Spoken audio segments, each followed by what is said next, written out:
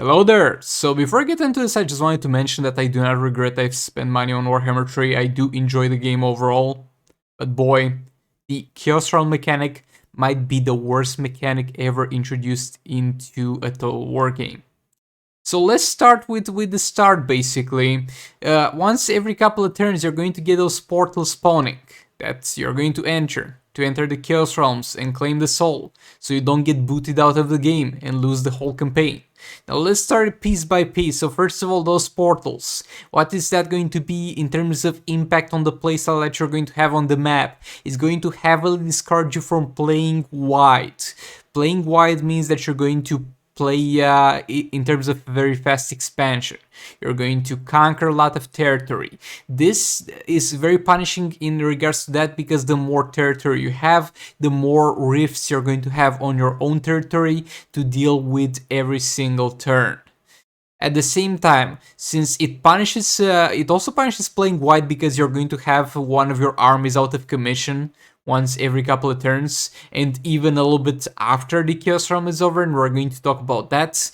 And you might be like, well, the AI also has to do that. No, only the main factions of the AI are going to have to do that, so she has to do it, but those guys don't have to do it. Those guys don't care about that. Do you just have to enter with your main army for 20 turns off the map so you don't get booted out of the campaign and straight up lose? Oh, that's great. We're just going to attack you.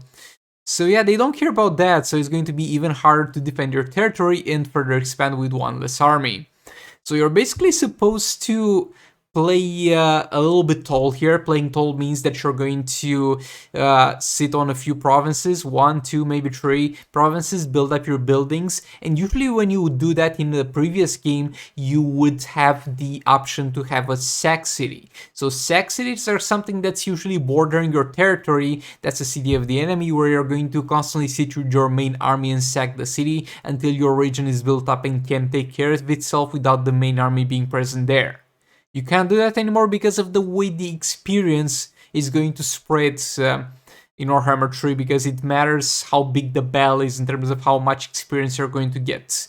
And I think that's overall a good change, but has made the situation of this terrible mechanic even worse.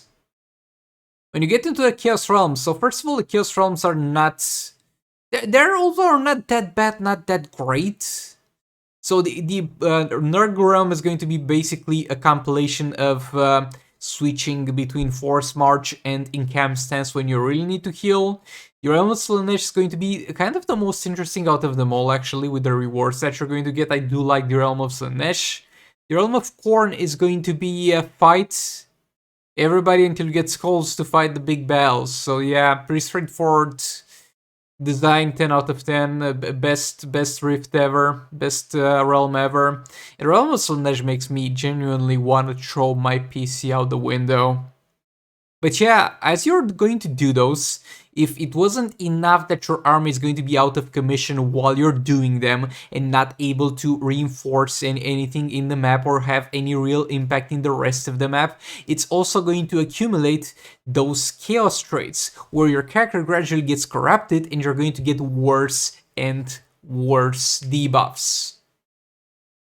I mean, look, this mechanic wouldn't be too bad and would be quite interesting if it was easier to remove it and if it wouldn't punish you for doing well. What do I mean by that? In order to remove this, currently, the only way to do that is to sit your ass in a region that has this specific building. And boy, they added it, I think, in Warhammer 2. I took a look at it after they added it, and I have never built it since then, and I would not build it anyway.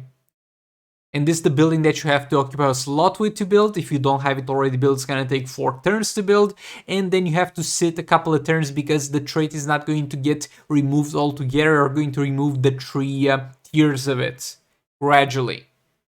And this is a punishing mechanic. I don't mind having a punishing mechanic, but I want to be punished if I do deserve to be punished, if I mess up. If I get the Demon Soul, if I get into this realm and get a Demon Soul, as I have gotten into the Khorne realm, and I still have the debuff for it, why do I still maintain the threat? If I get into a realm and fail to claim the soul, I understand to keep the trait as a punishment for my failure. But as long as I succeed into beating this realm, I would expect that my trait gets removed. In the realm of Slaanesh, when I entered, I went for the goodies.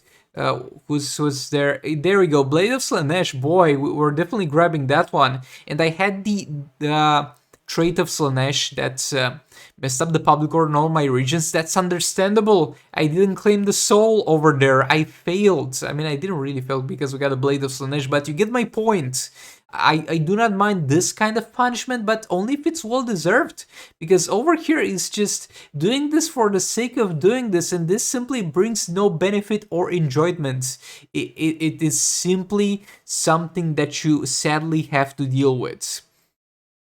So yeah, then you might be like, just don't go into the Chaos Realms if they're such a bother to you. Well, if you don't go into the Chaos Realms, first of all, the Gryphs are going to appear regardless, and at the same time, you're going to lose the game.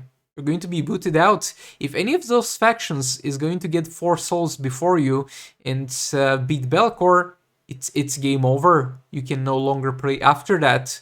So this becomes from an annoying mechanic that you maybe could try to avoid to a something that you must do, a chore that you must do, an annoyance that you must get through in order to actually have the luxury of playing this game for more turns. And you know what reward you're going to get for it?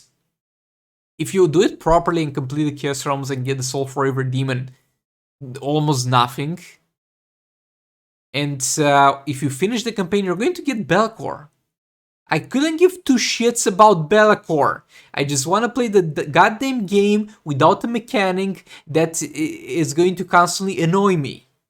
It's not a fun mechanic, it's not an entertaining mechanic, it's just an annoying chore that I have to go through so that I can then go back to the campaign map and use my Leadbelcher Doomstack and have fun with it.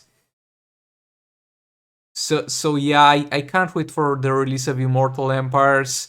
This soul claiming and stuff, it could have been done far better. Like, I don't mind having a mechanic like this.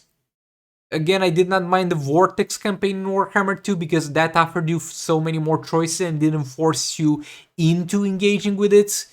And that might have been the case why they did like this, because they might have been like, oh, people are not engaging with our campaign mechanic. Let's make them have to do it, boy. This is terrible. I hope it either gets fixed or they release faster the Immortal Empires. But yeah, that was about it for this one. Thank you for watching, I guess. Me complaining for 8 minutes almost about something that I do not like in a game that I overall like. And look, as far as a quick end note goes, if you played Warhammer 2 and enjoyed Warhammer 2, I do suggest buying Warhammer 3, or maybe waiting for the Immortal Empires. But the state of the game is too buggy, and the main campaign mechanic is too frustrating to be able to fully recommend it. But yeah, goodbye.